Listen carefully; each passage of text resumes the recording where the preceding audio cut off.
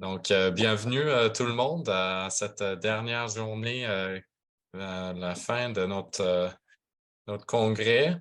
Attendez, il y a d'autres gens qui arrivent.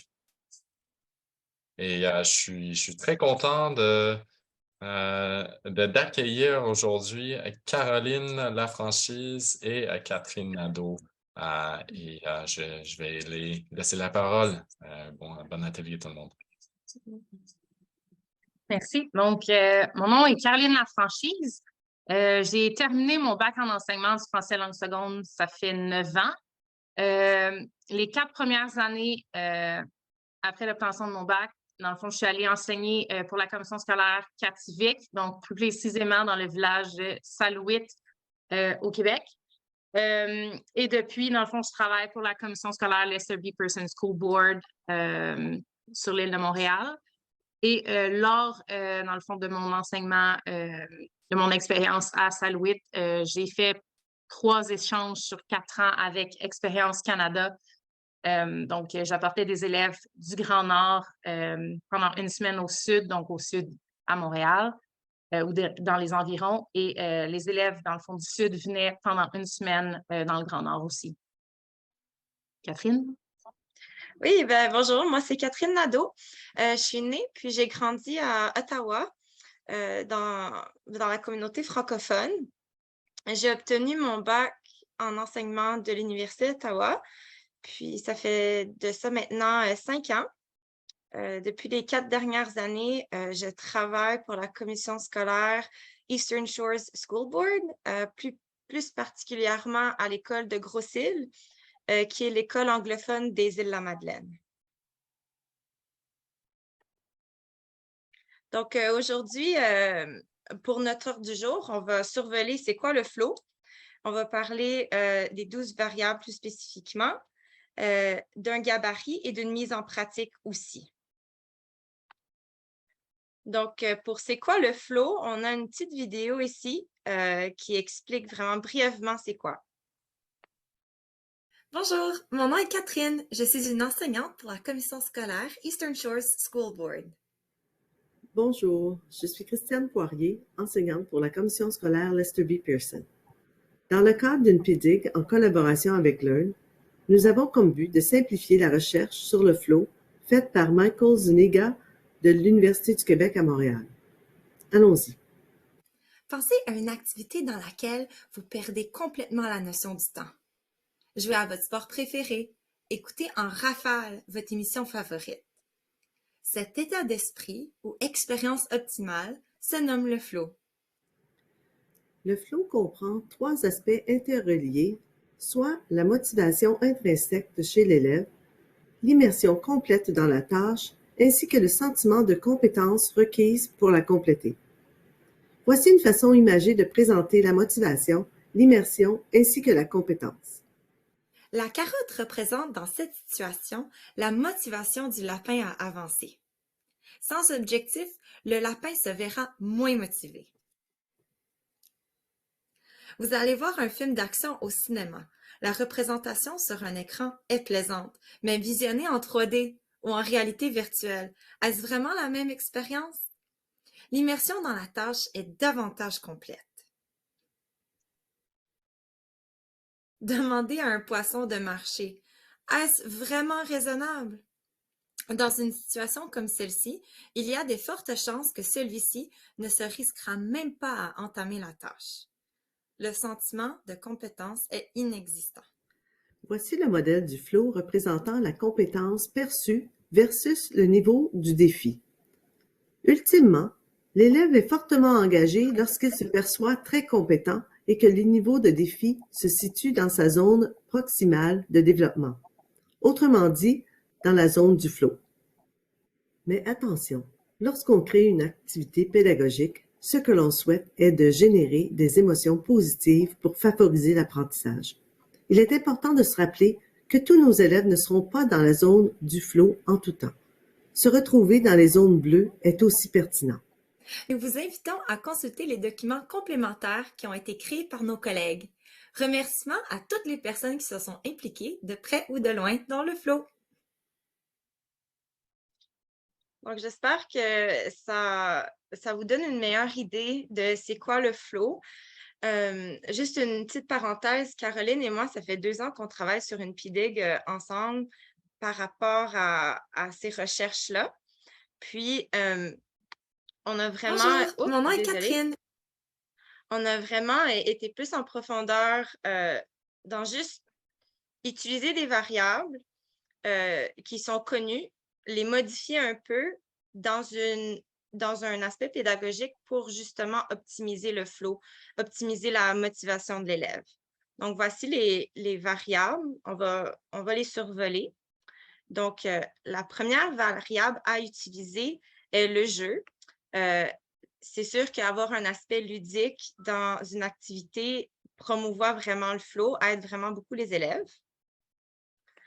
Un élément de concurrence, donc un petit aspect compétitif aussi, ça rend la tâche beaucoup plus amusante pour l'élève.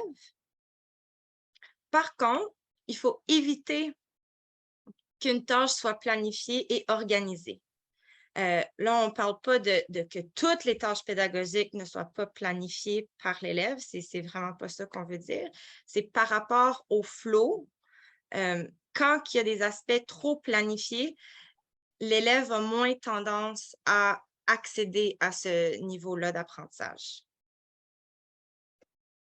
Une rétroaction immédiate et constructive est vraiment appréciée et vraiment bénéfique. Quand une activité permet la convergence, donc la collaboration entre les élèves qui collaborent ensemble vers un même objectif, en fait, ça l'aide beaucoup. Qu'il y ait un aspect de chronométrage, donc un temps donné pour compléter la tâche, que ce soit 30 secondes, 1 minute, 2 minutes, ça favorise le flow. Quand une activité est nouvelle, que l'élève le fait pour la première fois, qu'il y a un échange d'informations, donc pour que compléter la tâche, ils ont besoin justement d'aller chercher de l'information, d'échanger de l'information, ça favorise le flow. Et en dernier lieu, une évaluation formelle vraiment à éviter pour atteindre le flow. Donc, Caro, veux-tu que j'arrête le partage? Oui, moi, je vais partager le gabarit. D'accord. Okay. On va aller ici. Donc, en fait, l'idée, c'est au long de notre PDIG, nous avons élaboré en fait un gabarit pour pouvoir utiliser des activités qu'on utilise et, dans le fond, les partager éventuellement sur un site pour que les enseignants de français langue seconde puissent y avoir accès. Donc, l'idée ici, c'est qu'on va faire, dans le fond, cette activité-là ensemble pour que vous puissiez comprendre un peu comment ça fonctionne. Donc, vous avez sûrement déjà fait, tous les enseignants ont déjà fait des activités qui n'ont pas nécessairement du flow en classe. Donc, on va utiliser l'activité de corriger un devoir de grammaire comme exemple. Donc, si on doit corriger un devoir de grammaire avec les élèves, donc au préalable, on a demandé aux élèves de faire le devoir, dépendamment de la longueur, dans le fond, ça peut être 1 page, 2 pages, peu importe. Et puis, dans le fond, vous revenez la journée suivante ou le cours suivant, dans le fond, pour corriger ce devoir-là. Donc, l'objectif ici, c'est de pouvoir compléter le gabarit pour vous expliquer un petit peu comment ça fonctionne. Donc, si vous deviez corriger le devoir de grammaire en termes de variables que Catherine nous a déjà mentionnées, quelles sont les variables pour la correction d'un devoir de grammaire qu'on devrait cocher, en fait? Donc, c'est ici qu'on souhaite votre participation pour voir si vous avez bien compris. Donc, la rétroaction, effectivement. Donc, on a besoin de rétroaction pour corriger le devoir de grammaire. Donc, la rétroaction ici, par contre, elle n'est pas immédiate, elle est après, mais donc, la rétroaction, elle est là. Est-ce qu'il y a d'autres choses pour la correction de grammaire? Donc, est-ce qu'il y a une planification, évaluation formelle? Si on a Donc, échange de réponses en chat. échange d'informations. Est-ce qu'il y a d'autres choses qu'on devrait cocher? Jeu. En fait, ici, dans le fond, ça serait vraiment l'enseignant met le devoir au tableau, qu'on y va question par question de corriger le devoir. Donc, on pourrait tourner ça en un jeu. Ça, c'est l'étape suivante. Mais pour vraiment une correction de base, d'afficher le devoir au tableau et de donner les réponses ou de demander aux élèves quelles sont les réponses qu'ils ont trouvées pour cette question-là. Donc, ça ne serait pas nécessairement un jeu. Concurrence, convergence. Concurrence, il n'y a pas un aspect de compétition vraiment, parce que c'est vraiment juste inscrire les réponses au tableau. Donc, c'est vraiment en grand groupe. Donc, on fait une correction. J'ai vu aussi convergence. Et pas un élément qu'ils doivent travailler en collaboration pour faire ça. C'est vraiment une correction banale d'exercice de grammaire, en fait. Donc, ici, il y aurait une espèce d'évaluation. Oui, c'est ça. Donc, c'est une planification un peu de la part des élèves puisque le devoir va avoir été fait au préalable. Donc, on peut aussi mettre une évaluation formelle. Ici, ça dépend de l'objectif derrière. Les apprenants, donc ça va être en groupe classe. Et puis, les styles cognitifs, étant donné que le corriger, le devoir va être au tableau, donc c'est un aspect visuel. Et puisqu'on va leur demander de participer, de parler et tout, donc il va y avoir aussi de nous qui allons donner les bonnes réponses. Donc, il y a aussi un aspect auditif dans cette partie-là. Et pour la catégorie, bien évidemment, c'est un devoir de grammaire. Donc, c'est un devoir de grammaire. Donc, la durée de cette activité dépend bien évidemment de la longueur du devoir. Pour le matériel, ça dépend. Donc, c'est le devoir de grammaire en tant que tel. Probablement aussi, vous aurez besoin d'un TBI. Pour le déroulement, c'est vraiment afficher le devoir et puis inscrire les réponses. Donc, est-ce que vous avez compris un petit peu le gabarit donc, qui est présenté ici? Est-ce que ça va? Donc, nous, on a travaillé beaucoup avec ce gabarit-là. Pour nous, il est clair, parfait. Donc, on dit oui dans le clavardage. Donc, par exemple, si on veut, en fait, ici, c'est de démontrer que, comme on mentionnait dans le fond dans la vidéo, c'est qu'on ne peut pas nécessairement avoir toujours du flow en classe, mais qu'on peut utiliser une activité dite un peu plus plate et puis la flowiser un petit peu. Donc, parce que, veux pas, nos activités aussi, on doit avoir du temps, mais pour montrer que c'est quand même facile d'ajouter du flow, donc il y a façon de prendre cet exercice, dans le fond, de correction de devoir de grammaire et d'ajouter une petite twist, dans le fond, pour que ce soit plus, dans le fond, motivant pour les élèves. Donc, est-ce que vous auriez des idées de qu'est-ce qu'on pourrait faire pour prendre cette activité et puis l'adapter pour que ce soit un petit peu plus motivant pour les élèves?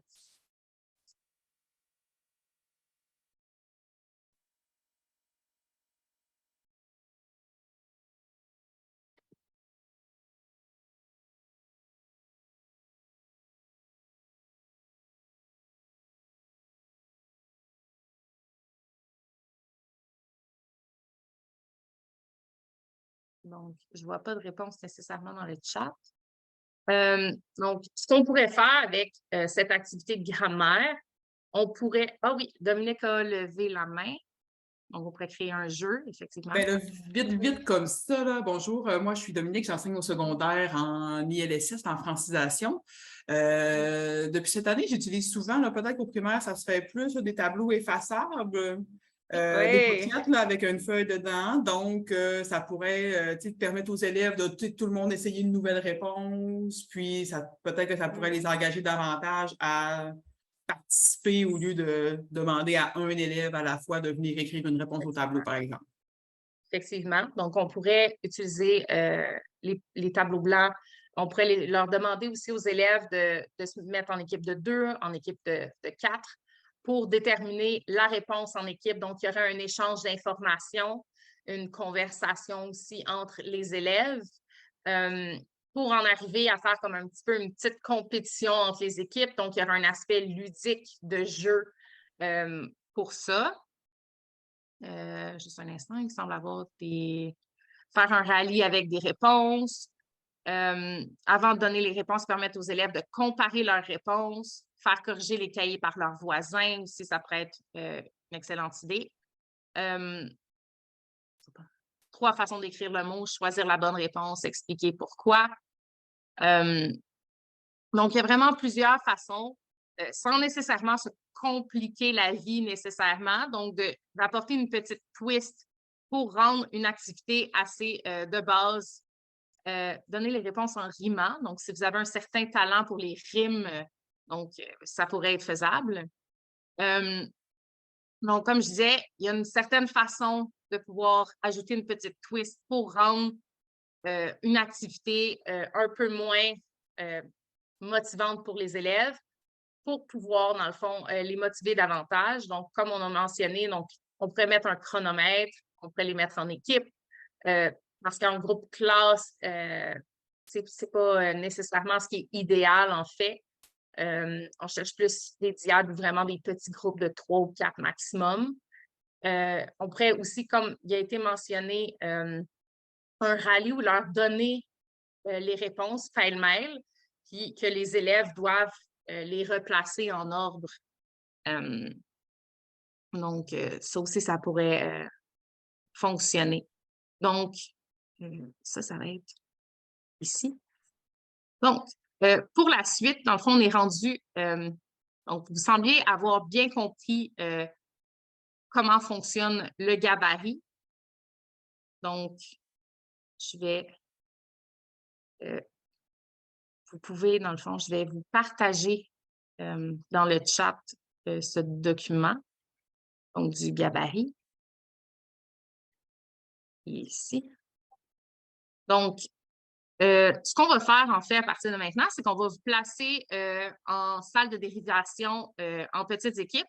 On va vous demander, en fait, de réfléchir à une activité que vous faites en classe, peu importe l'activité, une activité qui n'a pas nécessairement de flow, et de réfléchir à quelques petites twists, dans le fond, que vous pourriez ajouter pour motiver les élèves un peu plus, dans le fond, pour pouvoir ajouter du flow. Dans le fond, ça serait mieux d'utiliser le deuxième lien que j'ai envoyé. Comme ça, vous allez pouvoir avoir une copie du gabarit. Donc, l'objectif, c'est vraiment d'utiliser une activité, donc vous mettre d'accord sur une activité que vous faites en classe, et puis d'essayer de remplir, dans le fond, le gabarit, voir qu'est-ce que vous pourriez faire pour améliorer cette activité-là. Donc, on va vous donner une dizaine, quinzaine de minutes, peut-être pour travailler là-dessus, et puis en salle de dérivation en petites équipes, pour revenir par la suite en grand groupe, et puis voir ce que vous avez eu comme idée pour vos activités. Est-ce que ça vous convient? L'idée ici, elle n'est pas nécessairement de s'attarder à toutes les variables, mais peut-être miser sur quelques-unes, comme 2 ou 3, pour améliorer cette activité-là. Donc, le but, ce n'est pas de se créer plus de planification, plus une load tâche, mais juste simplement changer, tweaker l'activité pour améliorer le flow.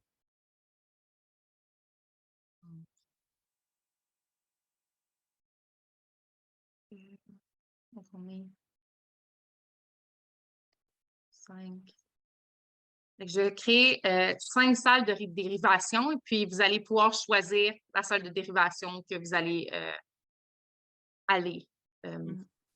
Donc, voilà. Et vous allez pouvoir joindre une salle de dérivation à partir de maintenant. On vous donne une quinzaine de minutes environ. Rebonjour tout le monde.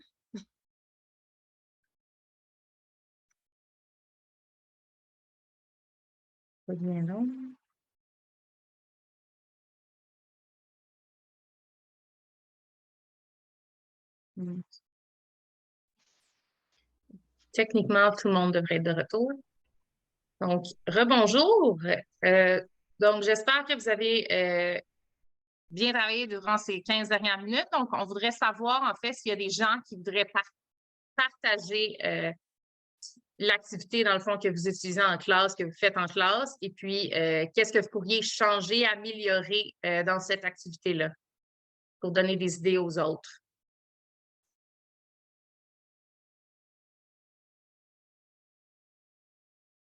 Il y a une main levée de Dominique.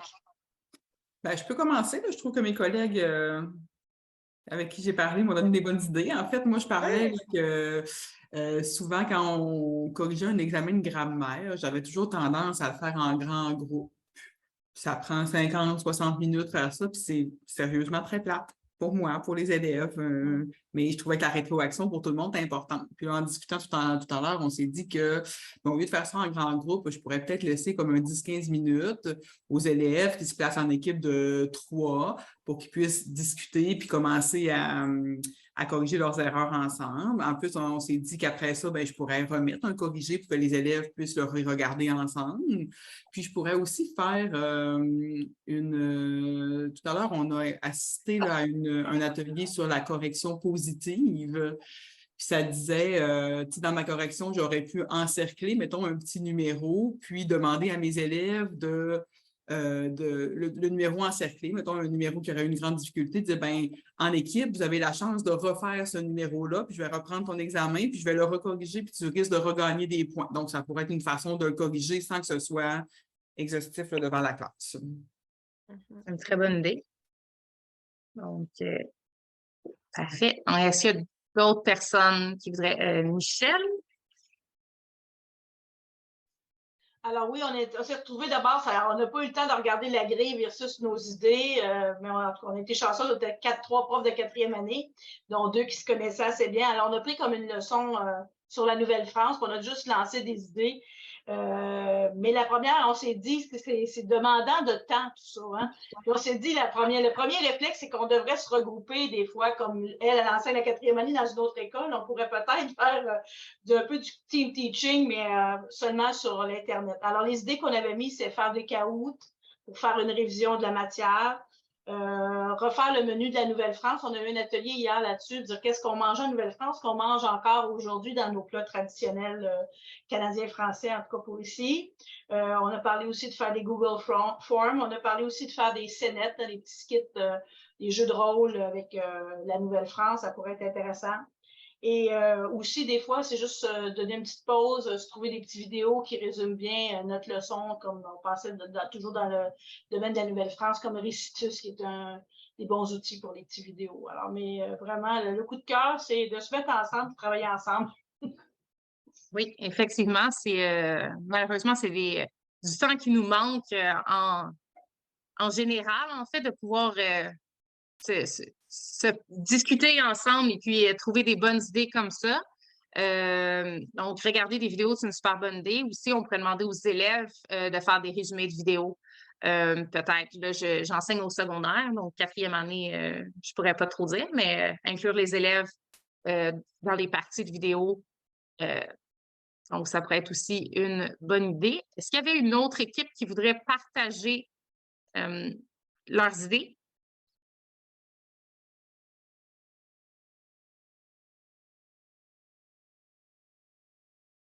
Non. Ouais. Il y avait une 3e équipe, Eduardo, Isabelle et Stéphanie, mais si vous voulez pas, là, on ne force pas personne.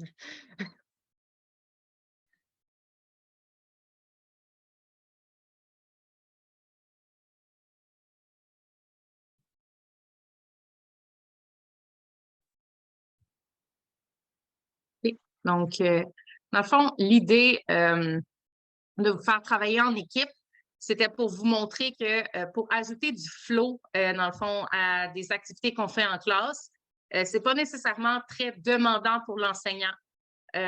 Donc, oui, on a des activités qu'on refait peut-être pour certains année après année. Ça peut être aussi redondant pour nous, vu qu'on fait ça année après année. Mais ajouter une petite twist à chaque fois, dans le fond. Et puis, dans le gabarit, il y a un endroit pour prendre des notes. Donc, ça peut être aussi des notes pour vous, d'essayer de faire un petit retour vite, une rétroaction sur l'activité, qu'est-ce qui a bien fonctionné, pour pouvoir éventuellement le réutiliser l'année suivante.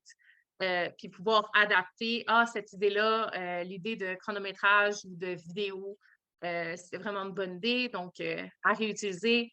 L'idée de Kahoo, j'en utilise beaucoup en classe, mais il faut quand même être prêt à accepter un léger Kahoo. Les élèves sont normalement très excités, même si je fais des Kahoos de grammaire, les élèves deviennent vraiment excités rapidement avec ça, donc pouvoir tolérer un petit peu de Kahoo dans les classes.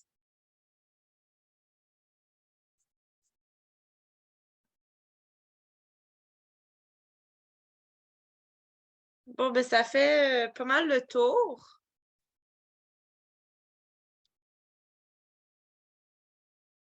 Oui, Mackenzie? Oui, moi j'avais une question en fait Oui. par rapport au chaos, justement. À quel point est-ce qu'on devrait être prêt à accepter du chaos? Parce qu'il se peut que, admettons, qu'ils aient beaucoup de plaisir,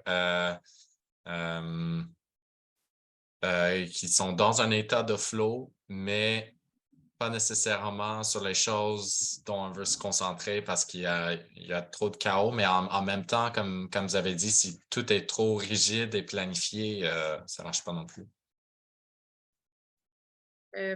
Pour ma part, j'irais peut-être en ajoutant certains petits éléments, puis de mettre quand même des barèmes quelconques, dépendamment de l'activité. Donc, par exemple, pour un Kahoot, juste le fait qu'ils peuvent ajouter des emojis à leur nom, des émoticônes.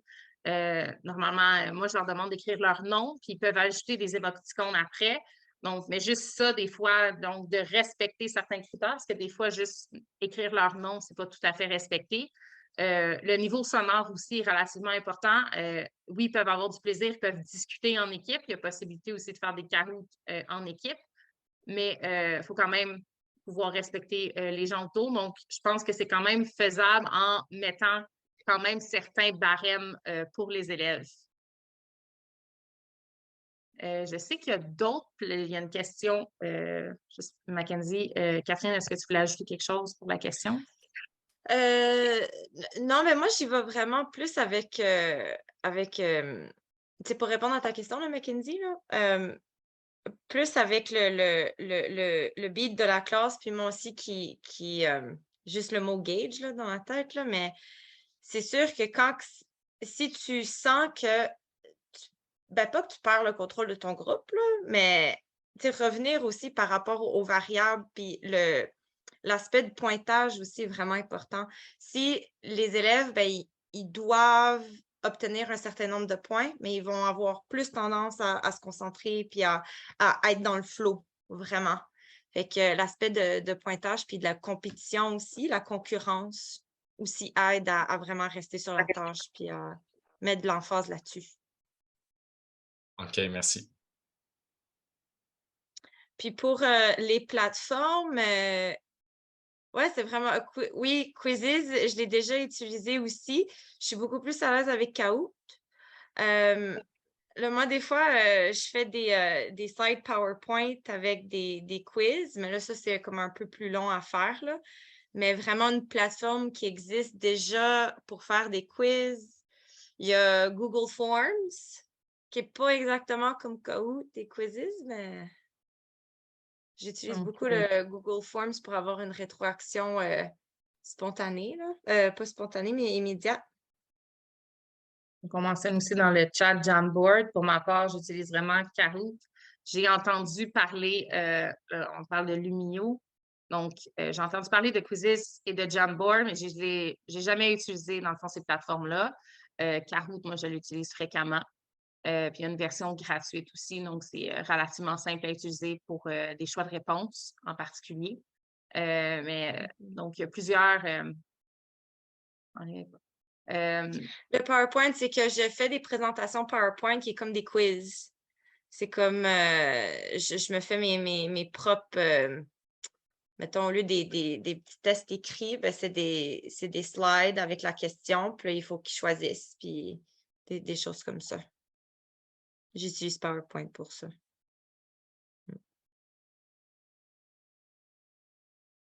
Est-ce qu'il y aurait d'autres questions?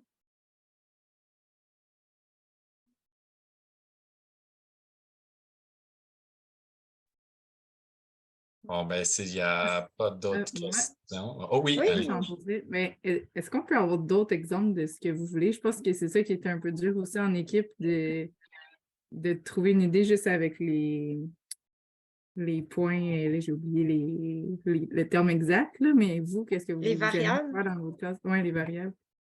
Ben, Vous, c'est j'ai quoi déjà vos- fait une activité avec les élèves, dans le fond, sur les groupes du nom. J'enseigne en secondaire 1, 2 en langue seconde dans une école anglophone. Donc, j'avais fait une pile immense de groupes du nom. Et puis, il y avait 2 équipes. Si vous pouvez faire ça, dans le fond, à ce temps-ci de l'année, il commence à faire beau, aller à l'extérieur. Dans une classe, donc c'est un petit peu plus complexe, mais on avait tassé les bureaux dans le fond, puis les élèves ils devaient piger un groupe du nom au hasard, courir de l'autre côté de la classe, et j'avais mis des paniers pour dire la constitution, dans le fond, du groupe du nom. Est-ce que c'est déterminant nom? Est-ce que c'est un nom propre? Est-ce que c'est un déterminant adjectif nom? Peu importe. Il y a moyen aussi de le faire avec le genre et le nombre.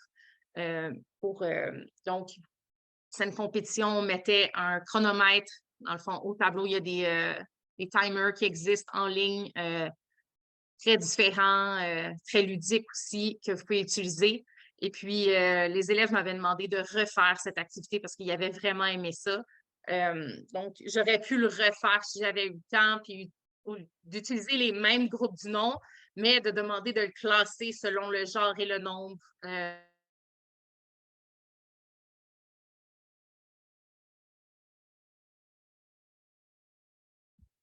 Pour le Caro, elle nous a perdus. Je Sûrement pensais que qu'elle c'était va moi revenir. encore.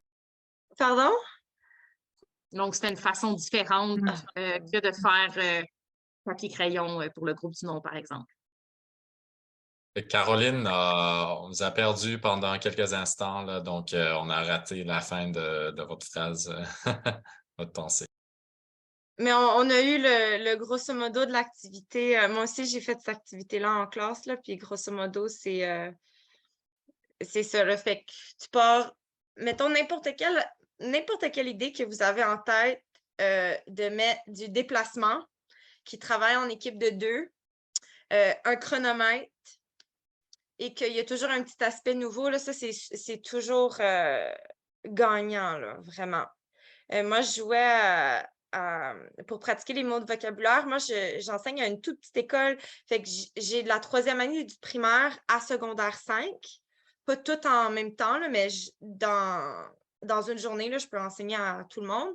Puis, le jeu de boulettes, je ne sais pas si vous connaissez, là, mais on écrit des mots sur un petit papier, tu mets ça en boule. Puis là, la première ronde, tu as 30 secondes. Tu essaies de piger, de faire deviner tes mots le plus possible. La première ronde, tu as le droit de dire n'importe quoi pour faire deviner le mot. Par contre, tu n'as pas le droit de donner le mot. Moi, avec mes plus jeunes, je mets des phrases comme un peu à trous, là, des guides au tableau pour leur aider à dire des choses, aussi travailler les synonymes. Et là, ça, c'est la première ronde. La deuxième ronde, c'est juste mimer. Puis la dernière ronde, c'est un mot seulement.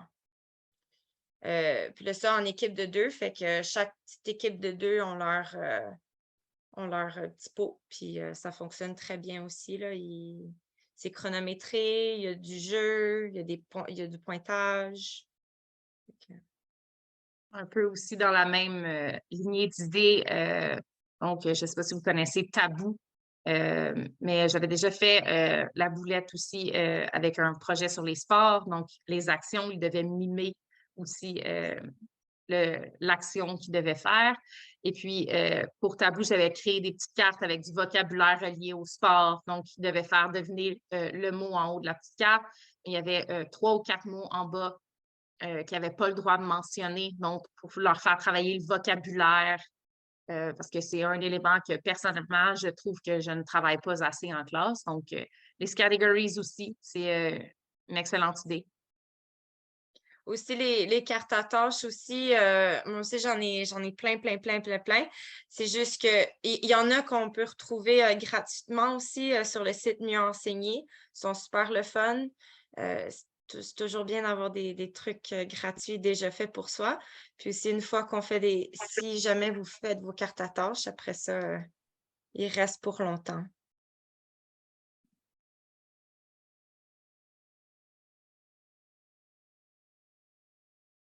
Je peux peut-être partager une idée. Oui! Dernièrement, je me suis jumelée, on s'est jumelé la classe de mathématiques et de francisation ensemble, puis on a fait un jeu d'évasion avec les élèves. Donc, on a fait des questions de mathématiques, de français, on a fait des équipes, on a mis chacune de nos questions dans des enveloppes, on a caché les enveloppes partout dans la classe. Donc là, les élèves devaient, premièrement, trouver les enveloppes qui étaient numérotées avec le numéro de leur équipe, devaient se placer ensemble, devaient trouver les réponses. Puis quand ils avaient trouvé la réponse, ils devaient venir voir une des enseignantes. S'il y avait la bonne réponse, on leur remettait un morceau de casse-tête, un genre un tangramme. Puis à la fin, ben, c'est la première équipe qui a réussi à trouver toutes les réponses, à avoir tous les morceaux de casse-tête, à faire son tangramme, qui a gagné. On a donné, en fait, ça n'a rien coûté, on a fait un coupon pour avoir un 15 minutes libre à la fin d'une période de son choix. Fait que ça, c'était super le fun. Les élèves ont été super engagés tout le long de la période. Puis dernièrement, quand on était proche de la fête de Pâques, ben, j'ai fait une chasse au coco dans ma classe et je suis avec des élèves de secondaire 1 à 4, là, mais ils ont trippé. J'ai pris des œufs de Pâques en plastique que j'avais chez moi. J'ai mis des devinettes sur Pâques, des rébus, toutes sortes de trucs sur Pâques. J'ai été cachés partout dans la classe par une équipe de 2. Encore une fois, il fallait qu'ils trouvent les cocos, qu'ils réussissent à résoudre. Puis à la fin, ben, j'avais acheté des petits chocolats de Pâques. Puis ben, c'est des périodes où les élèves sont très engagés habituellement, effectivement. Oui, puis j'adore l'idée de coco de Pâques parce que on peut aussi transférer ça avec juste comme un devoir, mettons, des exercices de grammaire, justement, ou des numéros de mathématiques, n'importe quoi. Tu prends ta feuille, puis au lieu de donner la feuille en salle de classe, mais tu coupes les numéros. Fait que c'est pas beaucoup de temps de préparation, là. Puis tu mets ces petits bouts-là dans les petits cocos ou ailleurs, juste cachés dans la classe. Fait que c'est tout simple, puis c'est vraiment une bonne idée. Je pense que la chose à faire, à éviter, c'est de le faire souvent.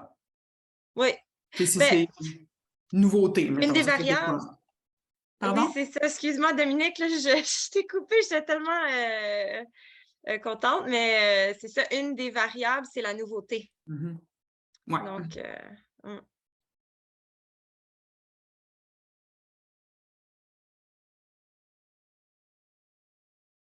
oui, aussi, je vois dans le chat, j'utilise souvent les dés pour ajouter des cartes.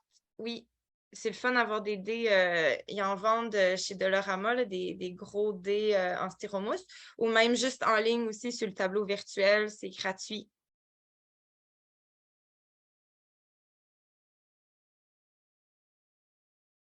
Merci beaucoup pour le partage. C'était vraiment enrichissant. Donc, est-ce qu'il y a d'autres personnes qui veulent partager des idées? Ou... Non?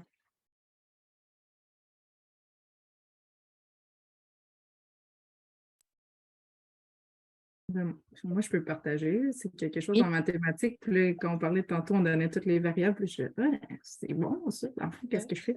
Mais c'est pour les révisions avant les examens. C'est sûr que j'ai un petit groupe. Là. Fait que je séparais la classe en 2. Comme toi, moi, c'est les smartboards là, que je prenais pour exemple, 2 additions, 2 soustractions. Chaque équipe doit faire la leur, mais ils ont chacun leur temps. Puis l'autre équipe avec droit de réplique si la première équipe avait pas la bonne réponse. Si l'équipe a la bonne réponse, j'ai un tic-tac-toe en 3D. Là. Fait qu'ils recevaient une boule, puis c'est eux qui vont placer la boule où ils veulent pour créer leur tic-tac-toe. Puis la consigne aussi, c'est que c'est jamais voyons, un élève vient seulement une fois au tableau. Fait qu'ils, mettons, sont 5, ben, le prochain, ben, il se consulte pour trouver la réponse, mais c'est pas toujours le même qui va écrire la réponse au tableau. Fait que ça fait participer tout le monde. Même ceux qui sont plus gênés, ben, sont encouragés par les autres parce qu'ils n'ont pas le choix, mais les autres, ils ont aidé à trouver la réponse. Puis même, je me rappelle qu'il y a un des élèves qui était venu me voir pour dire qu'il avait vraiment aimé ça. Puis j'étais là, ah ouais, c'était de la révision de mathématiques, mais tant mieux. J'ai aimé ça. Ouais. C'est excellent. Les élèves ils ont un échange d'informations de cette façon-là. Ça les fait bouger. Donc, c'est sûr qu'en termes de révision, c'est plus agréable et plus motivant pour les élèves.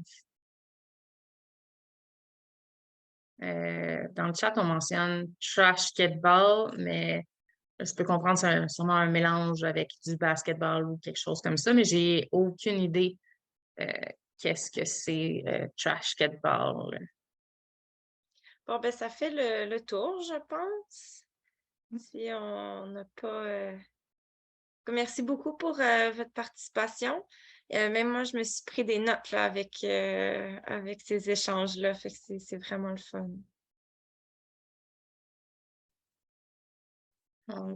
Merci beaucoup de vous être présenté et puis d'avoir participé surtout. C'est une grosse partie de notre présentation, l'échange aussi. Donc, merci beaucoup.